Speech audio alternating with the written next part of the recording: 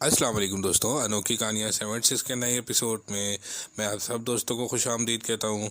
दोस्तों, आसिफी कहानियों की हमने दूसरी किस्त सुन ली थी। आज मैं आपको आसिफी कहानियों की तीसरी किस्त सुनाने जा रहा हूँ। एक दिन सुबह ही सुबह हमारा मुलाजिम खेतों से वापस आ रहा था। अचानक इसको पता चला कि हमारे मुलाजिम मोहन चाचा की सबसे छोटी बेटी गुम हो गई है। पूरे गांव में ये खबर जंगल की आग की तरह फैल गई। सब परेशान हो गए क्योंकि आज से पहले कभी गांव में ऐसी वारदात ना हुई थी। मोहन चाचा रोते रोते ढूंढने लगे बच्ची को। गांव के कुछ लोग भी मोहन चाचा के साथ बच्ची को ढूंढते रहे, लेकिन इसको ना मिलना था तो ना मिली। आखिरकार थक हार कर सब चले गए। राधा की माँ का रो रो कर बुरा हाल था, जबकि अगले दिन चाचा इतने मुतमईन थे कि जैसे कुछ हुआ ही ना हो। कुछ अरसे तक खामोश रहे, लेकिन एक शाम अचानक चाचा की एक और बेटी गायब हो गई। हर हर तरफ उसको ढूंढ, हर बार की तरह इसे भी ढूंढा गया, लेकिन वो भी ना मिली। राधा खानदान में गमों का पहाड़ टूट गया था। एक दिन राधा फिर मुझसे मिलने और इस दिल का बोझ हल्का करने के लिए चली आई। बेचारी दिन ब दिन कमज़ोर होती जा रही थी और मैं चाहकर भी इसका कुछ नहीं कर सकती थी। राधा ने बताया कि आमना पिताजी अब हर रोज़ घर में पूजा करते हैं और किसी से भी सीधे मुंह बात नहीं करते। बस कहते हैं कि देखना, बहुत जल्द मैं अमीर हो जाऊंगा और मेरा वारिस भी होगा। राधा ने यह भी बताया कि माँ बीमार है और उम्मीद से भी है। राधा ने यह भी बताया कि मुझे छोटी बहन बहुत याद आती है। पिताजी अब घर भी बहुत कम आते हैं, ज़्यादातर साधु के पास ही वक्त गुजारते हैं। और फिर चली गई। इस दिन के बाद राधा फिर कभी ना आई। फिर 1 महीना हो गया, लेकिन वो ना आई। फिर एक दिन पता चला कि राधा भी दोनों छोटी बहनों की तरह गायब हो गई है। मुझे दुख हुआ।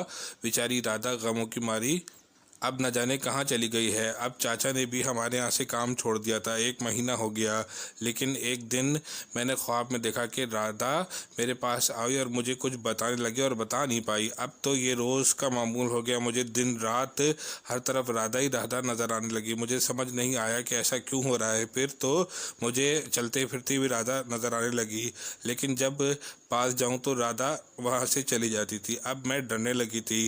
रात को उठ के चीखने चिल्लाने लगी। घर वालों ने जब ये मेरी हालत देखी तो शाह साहब के पास ले गए। शाह साहब के सामने मैं बैठी हुई थी। उन्होंने मुंह में कुछ पड़ा और आंखें बंद कर ली और काफ़ी देर हो गई उन्होंने अपनी आंखें ना खोली। वहाँ मौजूद सब लोग शाह साहब को देख रहे थे और इंतज़ार कर रहे थे कि शाह साहब अब बोलें कि तब बोलें। बहुत देर हो गई, उन्होंने आंखें खोली। इनकी आंखें सुर्ख हो चुकी थी और चेहरे पर गुस्सा वाज़ेह था। उन्होंने घर वालों को बताना शुरू किया कि आमना बेटी को राधा की जो झलक दिखाई देती है वो इसलिए है कि राधा अब इस दुनिया में नहीं है और वो राधा की रूह है जो भटक रही है। राधा और इसकी बहनें जो गायब हुई थीं वो दरअसल गायब नहीं हुई थीं, इन्हें मोहन ने कत्ल कर दिया और वो रूहें इसलिए तड़प रही हैं। इनकी लाशों को लाना होगा और इनके धर्म के मुताबिक इनकी आखिरी रसूमात अदा करनी होगी। शाह साहब ये बोले और चुप हो गए।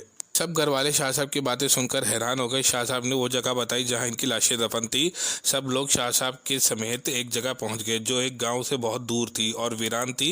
एक गार में वो जगह बनी हुई थी। जब लोग गार में दाखिल हुए तो देखा मोहन चाचा एक साधु बुद्ध के सामने हाथ जोड़े पूजा करने में मसरूफ हैं। गार में इतनी गंदी बदबू और इतनी गंदगी फैली हुई थी कि वहाँ मुश्किल से खड़ा होना बहुत ज़्यादा मुश्किल था। एक तरफ राधा और इसकी छोटी बहनों की हड्डियाँ पड़ी थी। अचानक ही साधु और मोहन चाचा ने आँख खोली। इन्हें शायद गांव वालों के मौजूदगी का एहसास हो गया।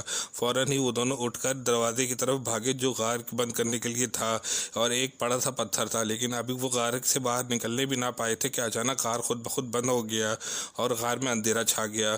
फिर सिर्फ गार में साधु और मोहन चाचा की चीखें सुनाई देने लगी। सब डर गए, लेकिन कुछ ही देर के बाद शाह साहब ने अपने हाथ का इशारा किया और एक बार फिर गार रोशन हो गया। अब साधु और मोहन चाचा माफिया मांगने लगे। शाह साहब ने फौरन ही कहा कि राधा बेटी बस कर, इन्हें इनकी किए की सजा मिल चुकी है। अचानक ही एक कोने में से राधा की रूह नमूदार हुई। इसने बताना शुरू किया जब मेरी छोटी बहनें गायब हुई तो मुझे शक हुआ कि मैं बेचैन हो गई, लेकिन पिताजी मुतमईन थे। पहले तो कुछ ना था, लेकिन जब कामनी भी गायब हुई तो मुझे यकीन हो गया कि ये पिताजी का ही किया धरा है। अब तक के लिए इतना ही।